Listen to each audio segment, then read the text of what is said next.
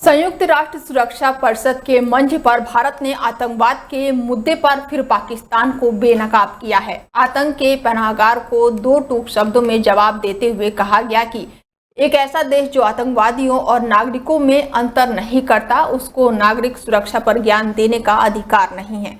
भारत की ओर से पाकिस्तान को फिर एक बार सफाई दी गई और साथ ही पाकिस्तान को फिर एक बार साफ करने की बात कही गई है। सिंधु जल समझौता तब तक स्थगित रहेगा जब तक वो आतंकवाद का साथ नहीं छोड़ता। संयुक्त राष्ट्र में फॉर्मूला मीटिंग के दौरान भारत के स्थायी प्रतिनिधित्व हरीश ने पाकिस्तान को आईना दिखाया है। उन्होंने कहा कि दशकों से भारत पाकिस्तान प्रायोजित आतंकवाद को झेलता आया है और इस दौरान उन्होंने मुंबई 26/11 अटैक से लेकर पहलगाम आतंकी हमले का भी जिक्र किया और कहा कि इन्होंने इनके निशाने पर हमेशा हमारे आम नागरिक आते रहे हैं और ऐसे देश के लिए नागरिकों की सुरक्षा पर चर्चा में भाग लेना भी अंतर्राष्ट्रीय समुदाय का अपमान है।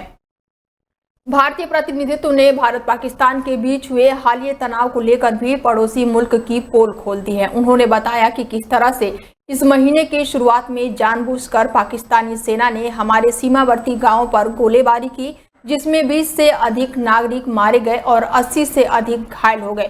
उन्होंने धार्मिक स्थलों को भी निशाना बनाने को लेकर भी पाकिस्तान को घेरा है और गुरुद्वारे, मंदिर और चर्च के साथ अस्पतालों को भी निशाना बनाया है।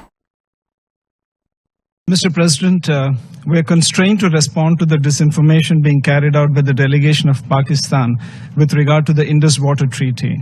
India has always acted in a responsible manner as an upper riparian state.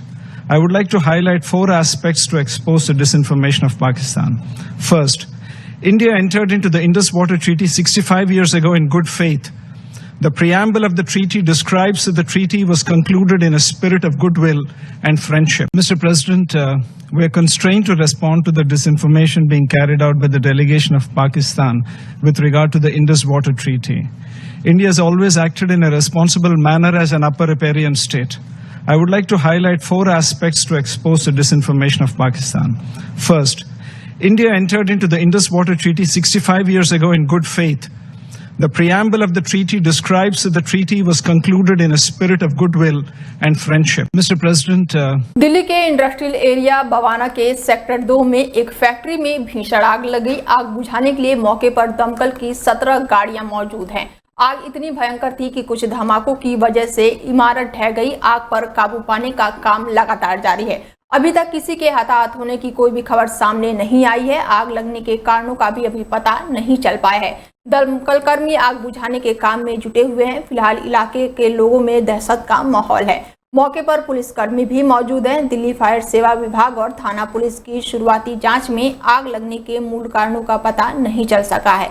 बताया जा रहा है कि फैक्ट्री में रखे ज्वलनशील पदार्थ या बिजली से संबंधित किसी खराबी के कारण ये आग लगी है। पुलिस और दमकल विभाग की टीम मौके पर मौजूद है और स्थिति का जायजा ले रही है। बता दें कि दिल्ली में बवाना इंडस्ट्री इलाके में आग लगने की घटनाएं कोई नई बात नहीं है। भारत के कोविड-19 संक्रमण के मामले फिर से भारत में बढ़ने लगे हैं। कोरोना का नया वॉरिएंट JN1 और धीरे धीरे अब पैर पसारने लगा है। मुंबई, दिल्ली, गुजरात में नए मामले सहित अब देश भर में कुल अभी तक 255 मामले एक्टिव हैं। इसके साथ ही महाराष्ट्र में शुक्रवार को कोविड-19 के 45 नए मामले सामने आए, जिसमें से 35 मुंबई के ही हैं, जो काफी चिंताजनक की बात है। इधर दिल्ली में कोरोना के बढ़ते मामलों को देखते हुए दिल्ली सरकार ने एडवाइजरी भी जारी कर दी है, जिसमें अस्पतालों से बेड, ऑक्सीजन, दवाइयां और साथ ही वैक्सीन तैयार रखने को कहा गया है। दिल्ली NCR में कोरोना के एक्टिव मरीजों को भी संक्रमण के मामले में उछाल देखने को मिल रही है। दिल्ली में 23 एक्टिव केस सामने आने के बाद से राजधानी की स्वास्थ्य व्यवस्थाएं फिर से अलर्ट मोड पर आ गई है। वहीं गाजियाबाद में भी 4 नए केस ने चिंता बढ़ा दी है। दिल्ली सरकार के निर्देश के बाद से हर अस्पताल में कोविड से निपटने की तैयारी पूरी होनी चाहिए। स्वास्थ्य विभाग ने साफ कहा है कि मास्क पहनना, सामाजिक दूरी और हाथ की सफाई फिर से जरूरी है। दिल्ली के स्वास्थ्य मंत्री पंकज कुमार सिंह का कहना है कि घबराने की जरूरत नहीं है। सरकार हर स्तर पर सतर्क है। 8 वरिष्ठ अधिकारियों की निगरानी टीम बनाई गई है, जो हर अस्पताल में जाकर जांच करेगी। किसी को पैनिक होने की जरूरत नहीं है। सरकार की तैयारी पूरी है। वहीं गुजरात, महाराष्ट्र, हरियाणा, यूपी जैसे राज्यों में भी केस बढ़ने लगे हैं। आज 24 मई को भारतीय क्रिकेट कंट्रोल बोर्ड इंग्लैंड दौरे के लिए भारतीय टेस्ट टीम का ऐलान करने जा रही है और ये दौरा जून 2025 में शुरू होने वाला है, जिसमें भारत और इंग्लैंड के बीच 5 टेस्ट मैचों की सीरीज खेली जाएगी और ये सीरीज 2025 और 27 वर्ल्ड टेस्ट चैंपियनशिप साइकिल का हिस्सा होगी। रोहित शर्मा और विराट कोहली जैसे दिग्गजों के टेस्ट क्रिकेट से संन्यास के बाद ये पहला बड़ा दौरा है और सभी की नजर इस बात पर टिकी हुई है कि नया कप्तान कौन होगा और टीम में किन खिलाड़ियों को जगह मिलेगी। भारतीय क्रिकेट के लिए आज का दिन बेहद खास माना जा रहा है। रोहित शर्मा और विराट कोहली के रिटायरमेंट के बाद से टेस्ट में नया युग की शुरुआत होने वाली है। अगले महीने से टीम इंडिया इंग्लैंड के लिए 5 मैचों की टेस्ट सीरीज खेलेगी। इंग्लैंड दौरे के लिए भारतीय cricket control board test team का घोषणा करने वाली है। शनिवार यानी कि आज सिर्फ टीम इंडिया का ऐलान ही नहीं बल्कि ये भी साफ हो जाएगा कि टेस्ट क्रिकेट में टीम की कमान किसको मिलने वाली है और इस रेस में फिलहाल शुभमन गिल सबसे आगे चल रहे हैं और उम्मीद है कि चीफ सेलेक्टर अजीत उनके नाम पर ही मुहर लगाने वाले हैं। और इसी बीच ये भी देखना दिलचस्प होगा कि उपकप्तानी की जिम्मेदारी किसे मिलने वाली है। ऑस्ट्रेलिया दौरे पर जसप्रीत बुमराह टीम इंडिया के उपकप्तान थे और रोहित की गैर मौजूदगी में कप्तानी का जिम्मा भी संभाला था। मीडिया रिपोर्ट के अनुसार इंग्लैंड दौरे के लिए टीम इंडिया का ऐलान आज होगा, तो वहीं शुभमन गिल को टेस्ट टीम का नया कप्तान बनाए जाने की पूरी संभावना जताई जा रही है। अनुभवी बल्लेबाज केएल राहुल या फिर ऋषभ पंत को टेस्ट टीम का उपकप्तान नहीं बनाया जाएगा। इसके साथ ही चयनकर्ता आज ही इंग्लैंड दौरे के लिए टेस्ट टीम का भी ऐलान करेंगे। खबरों की माने तो तेज गेंदबाज जसप्रीत बुमराह ने खुद ही को कप्तानी की दौड़ से बाहर कर लिया है।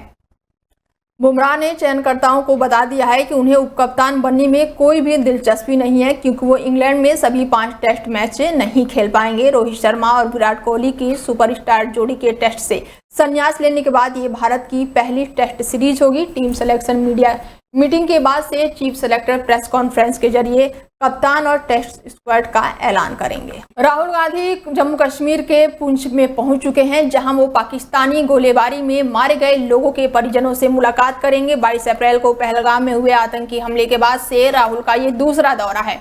इससे पहले वो 25 अप्रैल को श्रीनगर पहुंचे थे, जहां उन्होंने सीएम एलजी और घायलों से मुलाकात की थी। गौरतलब है कि पहलगाम की घाटी में 22 अप्रैल को दोपहर को आतंकियों ने पर्यटकों पर फायरिंग की थी। हमले में 26 पर्यटकों की मौत हो गई थी, 10 से ज्यादा लोग घायल हुए थे। इसके बाद से भारतीय वायुसेना ने 6 और 7 मई की दरमियान रात को ऑपरेशन सिंदूर चलाया, जिसमें पाकिस्तान और पाक अधिकृत कश्मीर में 9 आतंकी ठिकानों पर हवाई हमले किए गए। इस हमले में लश्कर-ए-तैयबा जैसे मोहम्मद और हिजबुल मुजाहिदीन के 100 आतंकी मारे गए हैं। इस हमले के बाद से पाकिस्तान ने सीमा पार से भारी गोलीबारी भी की। पाकिस्तान की गोलीबारी, मिसाइल और ड्रोन हमले से 27 लोग मारे गए और 70 से अधिक लोग घायल हुए हैं, जिसके बाद से आज राहुल गांधी इन लोगों के परिवारों से मुलाकात करेंगे। दूसरी तरफ इनके इस दौरे को लेकर बीजेपी भी काफी टेंशन में दिखाई दे रही है। वो पुंछ हो या फिर वहां से लौटने के बाद से कौन सा बम फोड़ेंगे, अब ये तो देखने की बात होगी। उनका पुंछ का दौरा है, अच्छी बात है, आ रहे हैं, वहाँ लोगों से मिलेंगे, हमदर्दी थोड़ा सा इजहार करेंगे।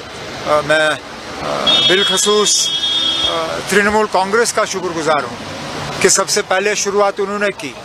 उनके 5 मेंबर आए, बाय रोड गए, पुंछ भी गए, अब रजौरी में हैं, रजौरी से वापस जम्मू जाएंगे। उनका आना और लोगों की बात सुनना ये बड़ी अच्छी बात है और हमें लगता है कि इस मुश्किल दौर में हमारे साथ कुछ लोग। देश के कई हिस्सों में इन दिनों मौसम का मिजाज बदला हुआ है। दिल्ली में एक और जहां गर्मी हो रही है तो वहीं रात के समय कभी कभी मौसम करवट ले रहा है। यूपी बिहार में भी भीषण गर्मी हो रही है। वहीं कर्नाटक, गोवा और महाराष्ट्र में मौसम विभाग ने दिल्ली को लेकर अलर्ट जारी कर दिया है। यहाँ के कई इलाकों में मध्यम से तेज बारिश हो सकती है। मौसम विभाग ने दिल्ली एनसीआर में शनिवार 24 मई 2025 को मौसम को लेकर अलर्ट जारी किया। कई जगहों पर शाम के समय तेज हवा चल सकती है। इसके साथ ही शुक्रवार को एनसीआर में न्यूनतम तापमान 26 डिग्री सेल्सियस दर्ज किया गया। मौसम विभाग ने यहां अगले 2 दिनों तक गरज के साथ तेज बारिश को लेकर अलर्ट जारी किया है। इसके साथ ही 25 मई को भी कई जगहों पर आंधी चलने की अनुमान जताया गया है। वहीं पश्चिमी उत्तर प्रदेश में तेज हवाएं और हल्की बारिश और गर्मी से राहत मिल सकती है। वहीं पूर्वी यूपी में लू और तेज हवा का असर रहने वाला है। बिहार में भी भीषण गर्मी ने लोगों को काफी परेशान किया हुआ है। पटना समेत कई इलाकों में इन दिनों उमस वाली गर्मी हो रही है। हालांकि इससे तापमान में ज्यादा कुछ बदलाव नहीं होने वाला है। मौसम विभाग के मुताबिक 23-28 मई को गोवा, कर्नाटक, मध्य महाराष्ट्र और कोकण के ज्यादातर इलाकों में बारिश रहने वाली है। कई जगहों पर भारी बारिश होगी। इस दौरान 23 और 25 मई तक गोवा के कुछ इलाकों में भीषण बारिश होगी। 24 और 27 तक कर्नाटक में भी तेज बारिश होने की संभावना है। केरल और कर्नाटक के तटों पर तेज हवा चलने की भी संभावना जताई गई है।